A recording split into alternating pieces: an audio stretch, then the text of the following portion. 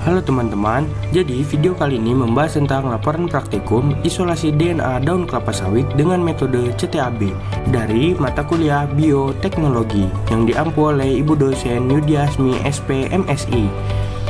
Kami beranggotakan 3 orang, yang pertama ada Ayu Medika Okta, kemudian Muhammad Roja, dan yang terakhir ada Imelda Musdalifah. Agrikultural bioteknologi memiliki arti yang luas, sehingga cakupan bahasanya meliputi animal breeding atau konvensional dan modern, dan plant breeding.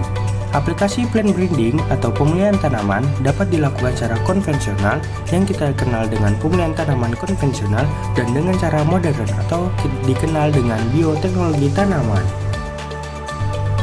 Bioteknologi memainkan peran penting dalam pertanian modern, termasuk dalam meningkatkan produktivitas tanaman kelapa sawit melalui teknik isolasi DNA. Isolasi DNA merupakan langkah awal yang krusial dalam berbagai aplikasi bioteknologi, seperti pemulihan tanaman dan rekayasa genetik.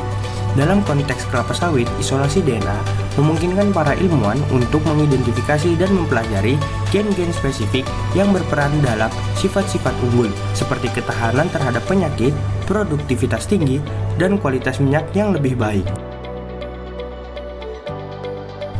Dengan memahami dan memodifikasi gen-gen ini, para peneliti dapat mengembangkan varietas kelapa sawit yang lebih unggul, mendukung keberlanjutan industri kelapa sawit, serta mengurangi dampak lingkungan. Dengan demikian, bioteknologi melalui isolasi DNA membuka jalan bagi inovasi dan efisiensi dalam pertanian kelapa sawit. Berikut ini adalah langkah-langkah isolasi DNA dengan metode CTAB pada tanaman kelapa sawit. Langkah pertama, daun dipotong dan ditimbang sebanyak 0,07 gram. Kemudian daun dihaluskan menggunakan mortal dan pastel. Kemudian, tambahkan larutan CTAB sebanyak 1000 ml dan masukkan sampel ke dalam tub 2 ml dan tambahkan larutan CTAB 100 ml dan 0,2% BME sebanyak 100 ml. Lalu di vortex selama 10 detik.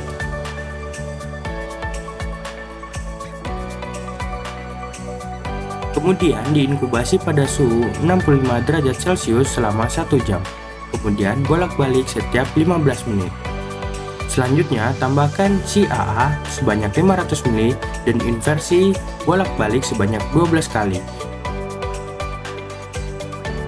Kemudian centrifuge sebesar 12.000 rpm selama 15 menit. Lalu ambil supernatan.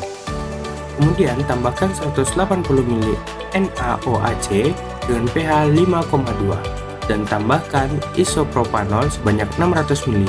Lalu inversi 5 kali.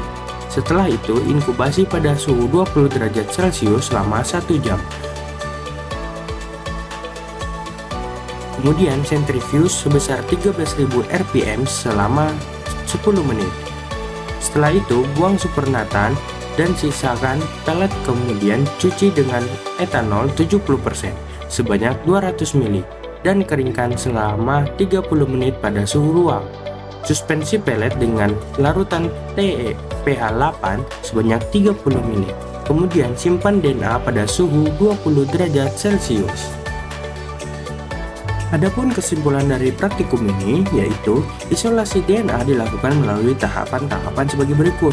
Yang pertama ada preparasi sel, kemudian ada lisis sel, kemudian ada pemurnian DNA dari penyusunan sel yang lain.